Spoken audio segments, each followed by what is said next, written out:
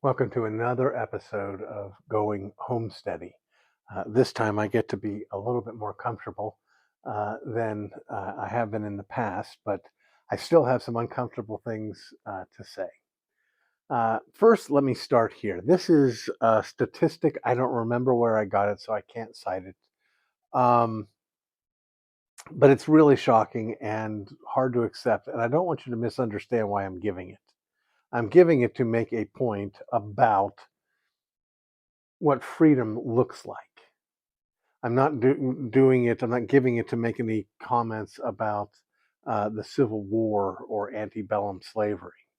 But here's the statistic: if you were to take your average slave in the antebellum South and somehow calculate the amount of value or income that slave brought to the economy of that plantation in a given year, and then subtract out of that the money that went into maintaining his life and his family's life, and the you know shelter and clothing and all of that, what in essence what they took in as income, what was spent on them, they actually kept a higher percent of what they earned than you and I do.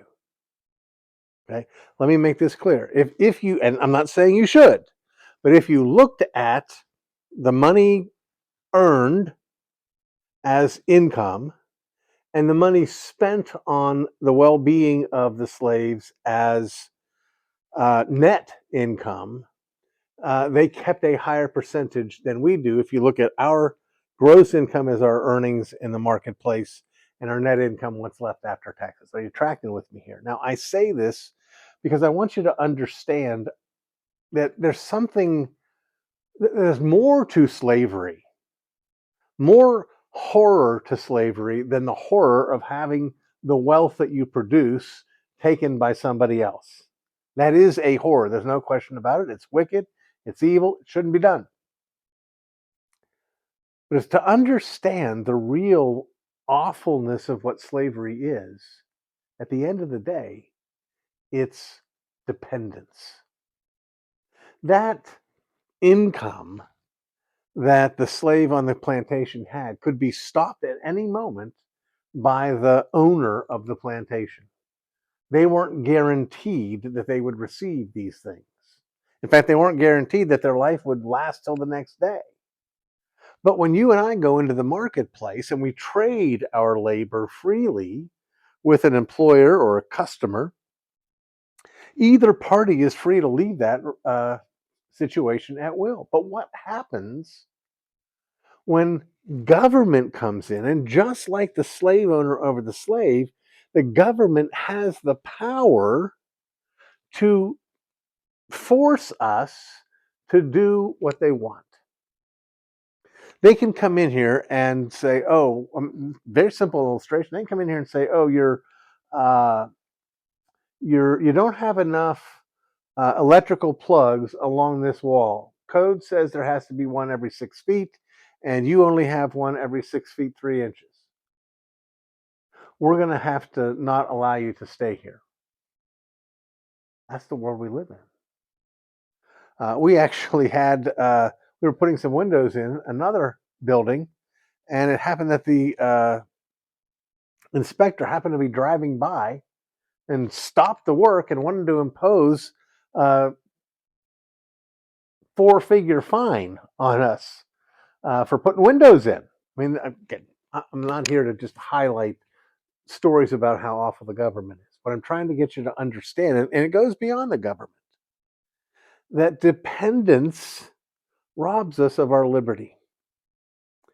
You know, when I was a freshman in college, I chose the college that I chose, Grove City College, because it was the most well known college for teaching principles of liberty of any college in the country.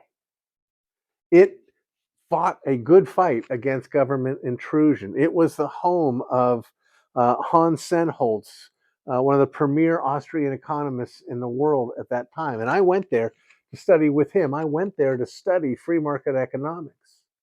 And I was so hyped up on this. It was kind of a libertarian cage stage that I was in, that I got really offended when one of my professors, whose husband was a big free market guy, is in our classroom talking to us about the dangers of consumerism. Consumerism is this hunger that we have and that our economy encourages, where we feel like we need to get more and more and more, and we go into debt, and we don't get things that last. We get things that are not good, and I felt like basically any argument against any business was an argument against liberty, and I was against it.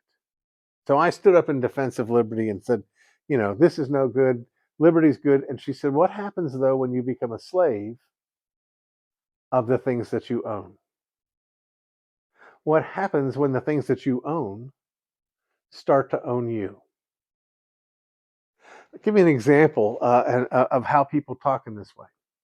Uh, I've done this.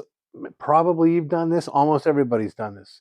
We talk about how, well, we need to make this much money to pay our bills. Or we talk about I don't have enough for my bills. Or my bills, as if your bills are just these things that sit there and have to be fed. When the reality is every one of your bills is something you've agreed to buy.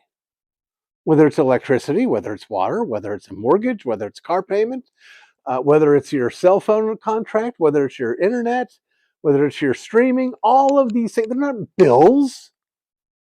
They're things we've chosen to buy. And how often do we make choices to buy things because they're shiny, because they're new, because they're impressive to our neighbors? And we don't really, not only not need them, we don't really benefit that much from them. Well, that's part of the goal of the simplicity of even our cabin. I don't know if anybody noticed this, or even if we've been close enough that they could have, but as much as you might enjoy seeing this cabin, and it is beautiful, uh, if you were to go look into our kitchen, you'd notice something a little bit unusual. Where the sink goes in our kitchen, there is no sink. We don't have a kitchen sink. We have a sink not far from the kitchen. We have a sink in the utility room. And so we have running water. We have all sorts of those common blessings. But we decided not to put the sink in the kitchen sink because it would have taken too much trouble and it wouldn't have given us that much benefit. We don't have a washer and dryer here. There's all sorts of things we don't have here. And what we're discovering is that and what we're trying to live is, instead of finding that we're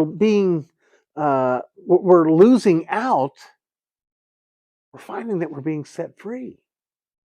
We're not chained to all the stuff that's normal. You know something Lisa and I did? I mean, we've been married over 7 years.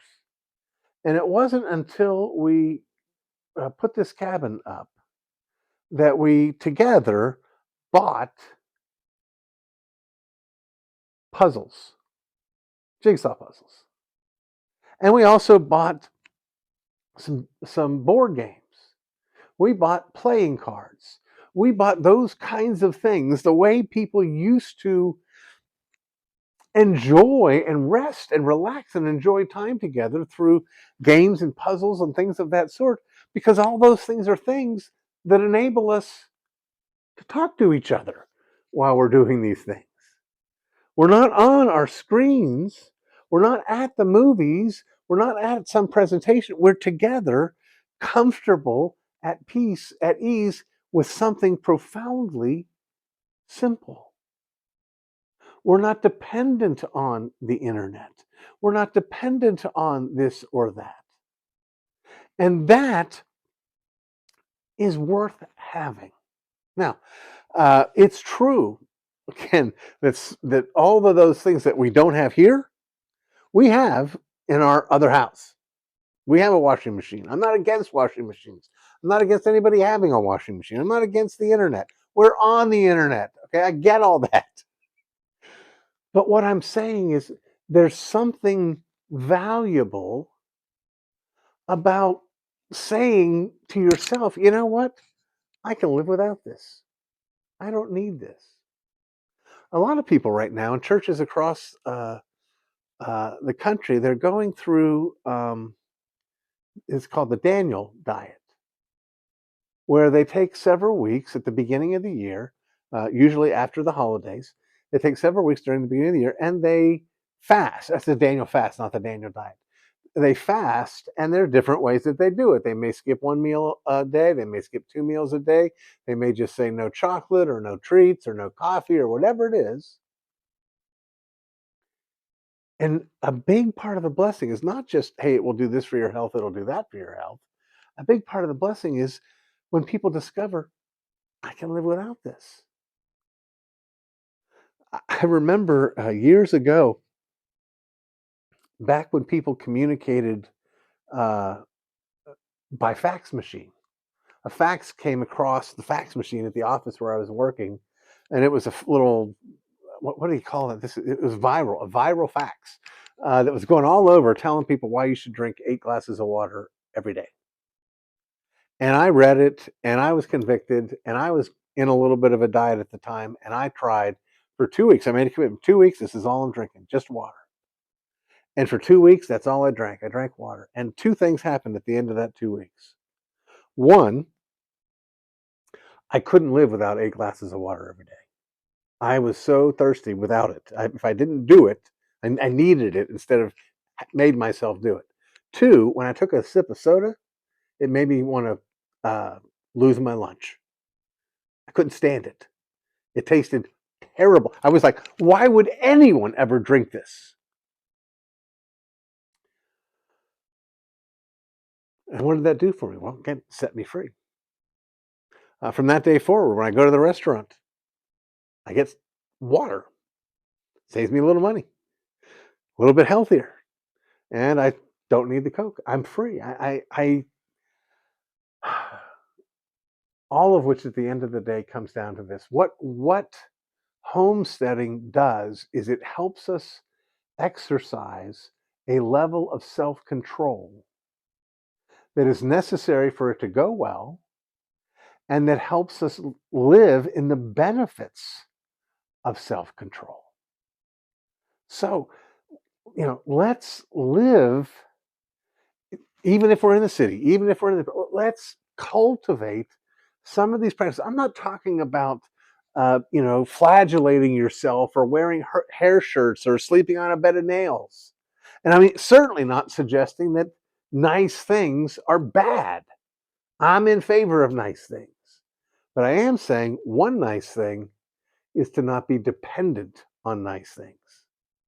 A person who can sleep on a hard floor is in a much better position than someone who can't. I'm not saying that I want to sleep on the hard floor all my life, but I want to be able to. I want to be able to split wood. I want to be able to uh, do things myself, whether it's planting or harvesting or chopping wood or mowing. I want to do things myself so that I'm not dependent so much on others. Now, we are all ultimately dependent on each other. I'm not disputing that. But the less dependent we are, the more free we are.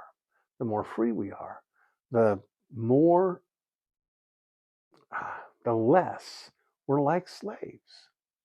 We can be our own persons. Now, having said all that and recognizing your liberty and your freedom, you don't have an obligation to go and like our channel. You don't have an obligation to subscribe and hit the bell. You don't have an obligation to share this with other people. You don't have an obligation to bring comments and again join us in the conversation, but you're free to, and we'd like you to. Again, if you got another view, let us hear it. If you want to say, no, wait a minute, RC, uh, what you said about bills just isn't right. There are just bills, or what you said about not having this or not having that just isn't right. I'd love to hear from you. Lisa would love to hear from you, and we'd love to again converse back and forth. We want you to join us on this journey. As we said from day one, we are still learning. We are in process. We have not arrived. So let's keep walking together.